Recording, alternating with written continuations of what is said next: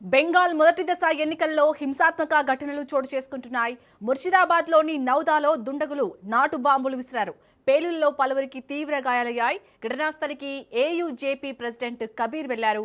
కబీర్ను TMC కార్యకర్తలు అడ్డుకున్నారు. TMC ఏయూజేపీ కార్యకర్తల మధ్య ఘర్షణ చెలరేగింది. దీంతో పోలీసులు లాఠీచార్జ్ చేశారు.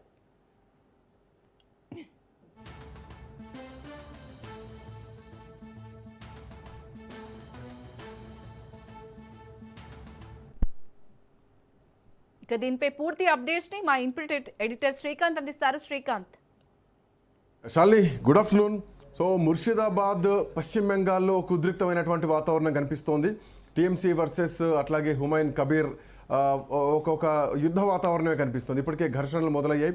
నిన్న రాత్రి ఏదైతే ఈరోజు పోలింగ్ జరగబోతోందో అట్లాంటిది నిన్న రాత్రి అక్కడ ఒక నాటు బాంబు విసిరణ జరిగింది. ఆ నాటు బాంబు విసిరినటువంటి క్రమంలో కొంతమంది గాయాల పాలయ్యారు. వాళ్ళందరినీ కూడా హాస్పిటల్ తీసుకెళ్లి చికిత్స చేస్తున్నటువంటి పరిస్థితి. సో ఇట్లా నేపథ్యంలో సిలిగురిలో బీజేపీతో పాటు టీఎంసీ కార్యకర్తల మధ్య కూడా ఘర్షణ నడుస్తోంది. ముర్షిదాబాద్లో అటు హుమాయూన్ కబీర్ ఇప్పటికే ధర్నా చేపట్టారు. సో అక్కడ టీఎంసీ కార్యకర్తలతో ఒక ఘర్షణ వాతావరణం కూడా ఏర్పడ్డది. మోరోవర్ అక్కడ సిలిగురిలో కొన్ని ఈవీఎంలు కూడా పనిచేయడం లేదు. సో ఆ హుమాయూన్ కబీర్ ధర్నా చేస్తున్నటువంటి క్రమంలో పోలీసులు కూడా అతన్ని అక్కడి నుంచి నివారించి తీసుకెళ్లేటువంటి ప్రయత్నం చేశారు. మొత్తం మొదటి దశలో 152 స్థానాలకు, అటు తమిళనాడులో 234 స్థానాలకు ఎన్నికలు జరుగుతున్నటువంటి క్రమంలో ఇప్పటి వరకు అంటే ఉదయం 11 గంటల వరకు జరిగినటువంటి ఎన్నికల పర్సెంటేజ్ చూస్తే కనుక బెంగాల్లో 41% నమోదైంది. తమిళనాడులో 37%, 37.56% పోలింగ్ నమోదైంది. సో ఇట్లా సిలిగురు పోలింగ్ సమయంలో మాత్రం అటు బీజేపీ టీఎంసీ కార్యకర్తల మధ్య కొన్ని ఘర్షణలు వచ్చాయి. ఇంకోవైపు అటు ముర్షిదాబాద్లో ఉన్నటువంటి నౌడాలో పోలింగ్కు ముందు ఏదైతే నిన్న రాత్రి జరిగినటువంటి బాంబు దాడి ఉందో ఆ నాటు బాంబు దాడిలో చాలామంది గాయాల పాలయ్యారు. సో వాళ్ళందరినీ కూడా హాస్పిటల్ తరలించడం జరిగింది. సో ఆ తర్వాత అక్కడికి ఆమ్ జనతా ఉన్నయన్ పార్టీ ఏదైతే ఏజేయూపీ అధినేత హుమాయూన్ కబీర్ ఉన్నారో ఆయన టీఎంసీ నుంచి బహిష్కృత నేత. సో బయటకు వచ్చి పార్టీ పెట్టారు. యాక్చువల్గా ఆ హుమాయూన్కు ఇటు ఎంఐఎంకు మధ్యలో ఒక పొత్తు ఉండే. సో ఆ పొత్తుతో ముస్లిం ఓటు బ్యాంకును మొత్తం కూడా ఒకవైపు తీసుకొద్దాం అనుకున్నారు. ఆ తర్వాత హుమాయూన్కి సంబంధించినటువంటి ఏదైతే 1000 కోట్ల డీల్ బయటికి రావడం జరిగిందో ఆ చర్చల తర్వాత ఎంఐఎం హుమాయూన్ కబీర్కు మధ్యలో ఉన్నటువంటి పొత్తు విచ్ఛిన్నం అయిపోయింది. ఈ విచ్ఛిన్నం అయ్యేసరికి కొంత దీదీకి కలిసి వచ్చినా కానీ సో ఇప్పుడు టీఎంసీ వర్సెస్ హుమాయూన్ లాంటి ఒక ఉద్రిక్తమైనటువంటి వాతావరణం మాత్రం ప్రస్తుతానికి కనిపిస్తున్నాయి.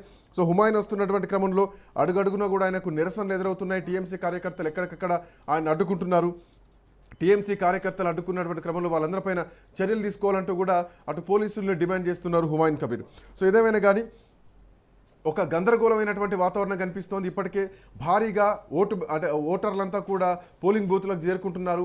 ఆల్మోస్ట్ మహిళల సంఖ్య ఎక్కువగా కనిపిస్తోంది ఈసారి. సో ఇప్పటివరకు చూస్తున్నటువంటి క్రమంలో మాత్రం పోలింగ్ బూత్ల దగ్గర ఉదయం నుంచి కూడా భారీ క్యూ లైన్లు ఉన్నాయి. ఓటర్లలో ఎక్కువగా మహిళలే కనిపిస్తున్నారనేది కూడా మనకు తెలుస్తున్నటువంటి పరిస్థితి. ఇది సేమ్ టైం అటు తమిళనాడులో కూడా ఓటర్ల పరిస్థితి చూస్తే మహిళలే ఎక్కువ స్థాయిలో ఓటు హక్కు వినియోగించుకోవడానికి ముందుకు వస్తున్నటువంటి పరిస్థితి కనిపిస్తోంది. సో ఇటు బెంగాల్లో ప్రధానమైనటువంటి పోటీ మాత్రం TMC versus Bharatiya Janata party మధ్యలో ఉంది. అక్కడ ఎన్నికల సంఘం కూడా వెబ్కాస్టింగ్ నిర్వహిస్తోంది. సో ఎక్కడికక్కడ క్షుణ్ణంగా పరిశీలిస్తుంది. ఎక్కడ ఎలాంటి అవాంఛనీయ సంఘటనలు జరగకుండా సున్నితమైనటువంటి ప్రాంతాల్లో కూడా వెబ్కాస్టింగ్ నడుస్తుంది. పోలీసు పహారా మధ్య, కేంద్ర బలగాల మధ్య ఎన్నికల కమిషన్ ఈ పోలింగ్ని అయితే నడిపిస్తోందని చెప్పాలి.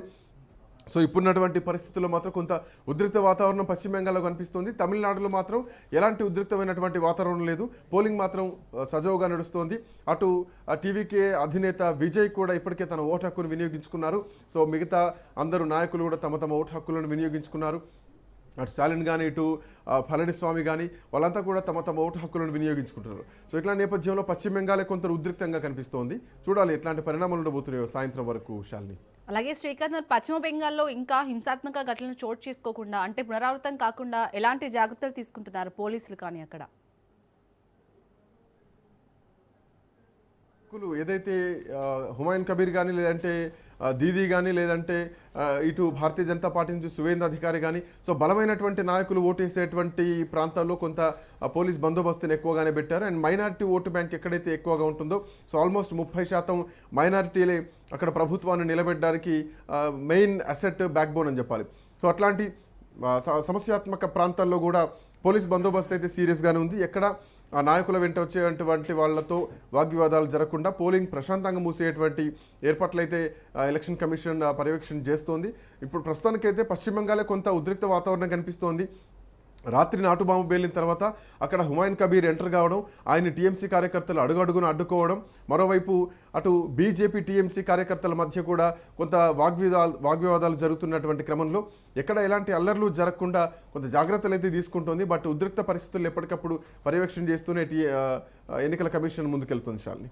Right, thank you Srikanth.